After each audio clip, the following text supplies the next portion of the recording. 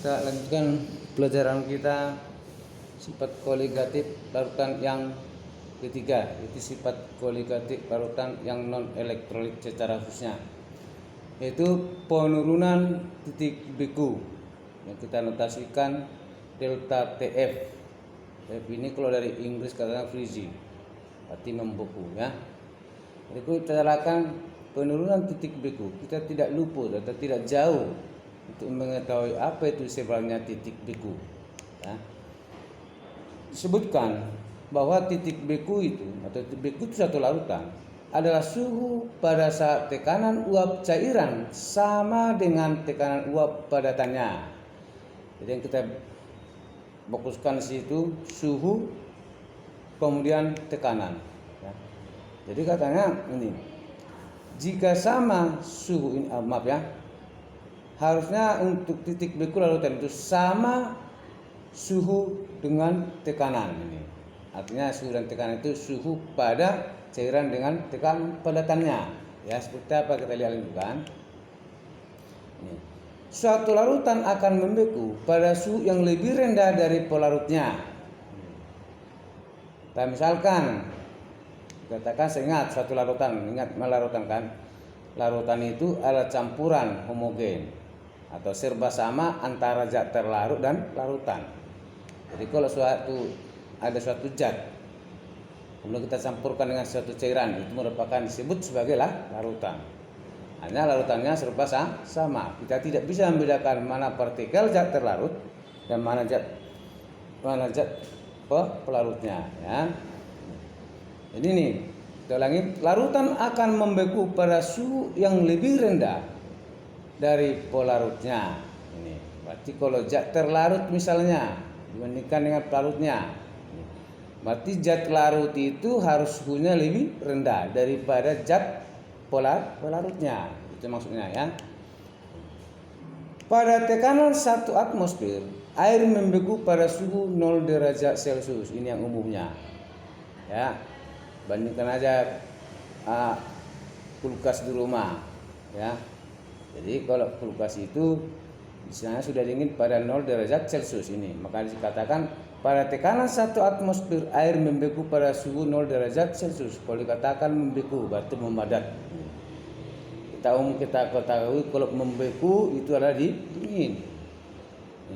Jadi air itu membeku pada suhu 0 derajat Celcius dan tekanannya tepat pada 1 atmosfer. 1 atmosfer ini sering disingkat ini pada buku 1 ATM. Itu ATM itu maksudnya atmosfer, tekanan ya. Maka ini kita lihat bawahnya. Jika ke dalam air ditambahkan suatu zat terlarut, ini air itu cairan atau katakanlah pelarut, maka kita tambahkanlah contohnya zat terlarut. Misalkan zat terlarut yang kita masukkan itu adalah gula misalnya ke dalam air, bandingkan di rumah ya, antara air dengan gula. Gula itu apa? Zat terlarutnya ya. Air itulah apa? Pelarutnya. Bandingkan di rumah, bayangkan ya. Ternyata pada suhu 0 derajat Celcius larutan belum membeku atau belum dingin gitulah. Pada suhu 0 derajat Celcius. Kenapa tidak membeku? Karena kita tambahkan zat terlarut, mempengaruhi tekanan ataupun mempengaruhi tekanannya. Nih, saya lanjutkan. Ternyata pada suhu 0 derajat Celcius larutan belum membeku. Kenapa tidak membeku? Saya lanjutkan. Karena tekanan uap jenuh permukaannya lebih kecil dari 1 atm atau tekanannya tidak tepat pada 1 atm. Maka bagaimana caranya ini supaya tekanan 1 atmosfer, bisa kau bayangkan nanti pada permukaan itu, bandingkan antara tadi air dengan gula. Di mana permukaannya Pak? Paling atas itu disebutkan sebagai permukaannya. Bikin pegang tanganmu. Dingin enggak? Seperti itu ya. Kalau belum dingin dia berarti tekanannya belum tepat 1 atmosfer. Maka bagaimana caranya supaya zat terlarut atau larutan itu membeku tepat pada tekanan 1 atmosfer? Ya. Maka yang perlu kita lakukan di sana adalah mengurangi suhu 0 derajat Celcius. Ya. Kalau di bawah 0 derajat Celcius berarti harga minus, di bawah 0 derajat Celcius. Kita lanjutkan ini ya. Maka ini disebutkan agar larutan membeku, maka tekanan uap jalur itu harus mencapai 1 atmosfer. Untuk mencapai 1 atmosfer atau 1 atm ini, maka suhunya itu harus kita turunkan dari 0 derajat Celcius. Karena membeku tadi 0 derajat Celcius itu adalah suatu zat cair atau pelarut ataupun air. Ternyata kita masukkan zat terlarut pada suhu 0 derajat Celcius itu tekanannya tidak tepat 1 atm. Maka yang 0 derajat Celcius itulah kita kurangi di bawah daripada 0 derajat Celcius. Bisa -1 atau minus 0, sekian seperti itu. Tergantung zat yang dilarutkan. Ya, kita lanjutkan. Baca yang di atas itu. Nih, baca aja. Nih. Kesimpulan yang tadi sebenarnya, adanya zat terlarut dalam air menyebabkan pada suhu 0 derajat Celcius air belum membeku karena tekanannya tidak tepat pada 1 atm. Ini sambungannya ini. Maka pada suhu itu tekanan uap jenuh larutan lebih kecil dari 1 atm. Ini pada suhu itu misalnya pada suhu 0 derajat Celcius. Tekanannya ini lebih kecil dari 1 atm. Seharusnya itu harus 1 atm, tetapi ini tidak. Tadi karena disebutkan pada tekanan 1 atm air membeku pada suhu 0 derajat Celcius, ya. Untuk membuat larutan dapat membeku kembali, maka suhu larutan harus turunkan sampai tekanan uap jenuh larutan mencapai 1 atm. Berapa kira-kira Pak diturunkan? Tadi saya sebutkan tergantung pada zat yang dilarutkan. Ada suhunya perlu dinaikkan 0, misalnya 0,0 sekian. Atau misalnya minus 0,2. Ada juga zat itu minus 0,4. Ada juga zat itu suhunya yang diturunkan menjadi -1 dan seterusnya. Tergantung zat yang kita larutkan agar tekanannya mencapai tepat plot pada 1 atm, ya. Maka yang kita ceritakan tadi atas tentang tekanan atau penurunan tekanan uap atau penurunan tekanan titik beku, ya. Ini semua kesimpulannya yang kita ceritakan itu. Maka selisih antara titik beku larutan, ingat larutan, zat terlarut dan pelarut itu disebutkan larutan, ya. Selisih antara titik beku larutan dengan titik beku pelarut. Titik beku pelarut itu tadi 0 derajat Celcius, ya. Kalau titik beku larutan kita nggak tahu. Tapi ini titik beku pelarut atau air tadi 0 derajat Celcius, itu yang umum, ingat. Nih. Selisih antara titik beku larutan dengan titik beku pelarut murni disebut penurunan titik beku yang kita notasikan atau kita simbolkan itu delta TF. Ini lihat F-nya nih. Nih. Kalau di Inggris itu disebut kata frigid, di Indonesia membeku, ya. Boleh kita katakan membeku ini padat. Ada orang yang mengatakan membeku dingin. Jadi alternatifnya bahwa zat itu keras gitu, ya. Nih. Kalau disebut dia bawah 0 derajat Celcius berarti dia sudah dingin, ya. Nih, kita lanjutkan. Ini. Maka dari kesimpulan di atas ini, maka dapat kita simpulkan ini notasi delta TF ini pada rumus matematiknya bahwa harga delta TF itu ini misalnya bahwa delta TF sama dengan TF pelarut dikurang TF pelarutan. Saya ulang, delta TF itu sama dengan TF pelarut dikurang TF larutan. Apa itu TF, Pak? Suhu, ya, suhu pelarut dikurang suhu larutan, ya. Kenapa, Pak? Tidak TF larutan dikurang TF pelarut? Ini. Karena selalu lebih besar TF pelarut, yaitu sebesar 0 derajat Celcius. Tadi katakan bahwa zat itu akan membeku suhunya selalu di bawah 0 derajat Celcius. Maka ini bahwa TF larutan itu selalu berharga di bawah 0. Maka rumusnya TF pelarut dikurang TF larutan yang namanya selisih. Kan tadi selisih nih. Ini selisih, ya. Kalau selisih inilah dia. Ya, boleh selisih sama tanda negatif. Namanya, tapi harus mengetahui tanda itu mana, ya. Ingat, saya ulang. delta TF sama dengan TF pelarut dikurang TF larutan. Ingat, ini harus hafal ya. Lanjutkan. Lihat grafiknya atau tabelnya antara sumbu Y dan sumbu X ini. Lihat sumbu ini. Misalnya yang Y yang ini. Yang ini tekanannya tadi satunya pada ATM. Tekanan itu tadi pada 1 ATM, ingat. Air membeku pada 0 derajat Celcius dan tekanan 1 atm. Nah, tekanannya 1 atm. Ini dari kiri ke kanan, ini di titik. Inilah ambang atau pas di sini 1 atm. Nih, dari kiri ke kanan ini suhu membeku pada 0 derajat Celcius. Inilah dia 0 derajat Celcius. Nih, ini satu zat ini. Ini kita masukkan terhadap cairan atau menjadi larutan ini. Masukkan zat ini. Inilah cairnya. Ya. Dia mulai akan membeku, lihat ini garisnya. Titik beku polarut ini dia. Ini titik beku larutnya. Yang ini titik beku polarut. Ini unsur gas. Jadi kalau berarti dia di sebelah kiri inilah zat padat atau membeku. Membeku itu kan padat. Jadi ada hanya 3 ada wujud zat. Cair, padat dan gas. Ini cair, padat dan gas. Di mana nanti harga pada titik beku atau delta TF? Nih, maka lihat.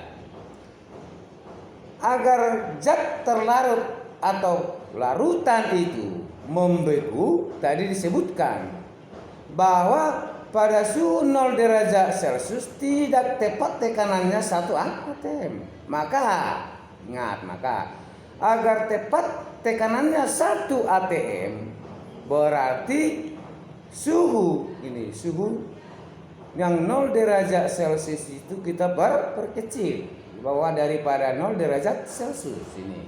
Kita lihat gambarnya, kita turunkan dengan warna putih, lihat perubahannya. Di mana dia? Ini lihat garis ini. Inilah garis titik beku larutan. Dari garis inilah perpaduannya antara sumbu tekanan dengan suhu. Inilah titiknya di sini. Berapa tekanannya? Tepat 1 atm. Suhunya berapa? Di bawah 0 derajat Celcius. Ya. Jadi 0 derajat Celcius antara titik beku larutan, ini titik beku larutan dan titik beku pelarut, itulah kita sebutkan delta TF selisih ini tadi. Delta TF sama dengan delta TF pelarut dikurang delta TF larutan. Inilah dia titik beku larutan ini. Titik ini. Titik beku pelarut ini berapa derajatnya enggak tahu. Supaya pas dia tekanan 1 atm. Ya, ini titik beku larutannya. Jadi selisih inilah yang kita cari ini. Ya, ini yang kita cari. Delta TF ini. Apa delta TF? Delta TF sama dengan TF pelarut dikurang TF larutan. Yang kita sebutkan ini gambar ini diagram P dan T atau tekanan dan suhu penurunan titik beku. Jelas? Ya, pelajari gambarnya, ya. Lanjutkan. Pada larutan encer atau untuk larutan encer, penurunan titik beku berbanding lurus dengan konsentrasi larutan. Ingat konsentrasi larutan. Apa yang kita pelajari konsentrasi larutan? Molalitas, fraksi mol. Itu kita pelajari pada sifat-sifat koligatif larutan. Yang kita bicarakan pada konsentrasi larutan di sini adalah pada zat padat. Ya. Kalau zat padat dia berarti kita timbang pada kilogram. Berarti kalau pada kilogram, satuan apa kita gunakan konsentrasi di sini? Molalitas. Masih ingat molalitas? M sama dengan N per P. Ya, P itu massa dalam satuan gram, kilogram ya. Maka hubungan antara penurunan titik beku dengan molaritas larutan dirumuskan sebagai berikut. Yang tadinya delta TF sama dengan TF pelarut dikurang TF larutan. Itu bisa kita ubah bahwa harga delta TF itu bahwa harga delta TF itu sama dengan KF dikali dengan M. Apa ini M? Ini lihat molaritas larutan atau M.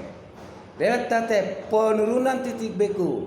Apa satuannya? Derajat Celcius. KF ini tetapan, ya. Tetapan penurunan titik beku dalam satuan molar. Ini derajat Celcius per M. Ini apa M-nya tadi? Mencari M-nya. Ini M sama dengan N per P. Boleh kita sederhanakan hal itu, ingat. Kita pelajari konsentrasi ini. Kita sederhanakan boleh. Bahwa M itu sama dengan gram per AR MR dikali 1000 per P. Dengan P-nya ini catatan di sana pada gram.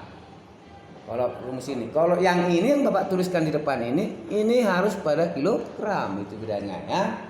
Jadi kalau kita sederhanakan tadi M sama dengan gram per AR strip MR dikali ini 1000 per P.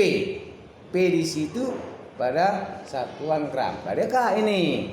Rumus ini boleh juga kita sederhanakan bahwa delta TF itu sama dengan KF dikali, ingat dikali gram atau massa per AR strip MR dikali 1000 per P. Boleh. Jadi ada dua delta TF yang harus kamu ingat. Ya, delta TF sama dengan T pelarut dikurang T pelarutan. Satu lagi delta TF sama dengan KF kali dengan M. Jadi bagaimana cara menggunakannya, Pak? Lihat. Ya, data-data yang diketahui. Yang mana kita gunakan? Apakah delta TF sama dengan T pelarut dikurang T pelarutan, atau delta TF sama dengan KF dikali M, atau tergantung apa yang ditanya. Maka dibaca dulu, pelajari soalnya ya. Lanjutkan contoh soalnya ini, lihat. 9 gram glukosa, massa rumusnya sama dengan 180 ya gram per mol.